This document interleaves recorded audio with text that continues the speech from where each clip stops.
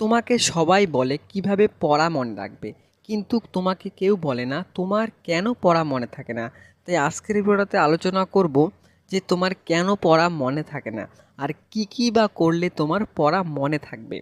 তো চলো আজকের ভিডিওটা শুরু করা যাক। শুরু করার আগে ছোট্ট একটা রিকোয়েস্ট, চ্যানেলে নতুন হয়ে থাকলে প্লিজ একটা সাবস্ক্রাইব করে বেল আইকনটাকে অল করে দিও। তো চলো শুরু করা যাক।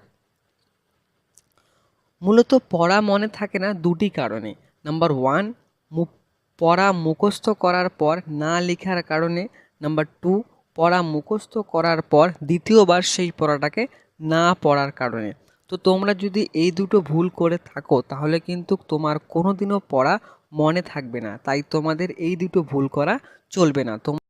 এবার কি করলে পড়া মনে থাকবে? দেখো, পড়া মনে রাখার, দ্রুত পড়া মুখস্থ করা বা পড়া কেন মনে থাকে না, এই বিষয় নিয়ে কিন্তু ডিটেলসে আমাদের চ্যানেলে ভিডিও দেওয়া আছে। তো তোমরা প্লিজ গিয়ে এই ভিডিওগুলো দেখে নাও। আর আজকের ভিডিওটা এখানেই শেষ করলাম। ভিডিওটা যদি ভালো লেগে থাকে তো প্লিজ একটা লাইক দিয়ে চ্যানেলটাকে সাবস্ক্রাইব করে দিও। আর আমাদের ডিসক্রিপশন বক্সে কিন্তু তোমরা ভিডিও লিঙ্ক পেয়ে যাবে। তো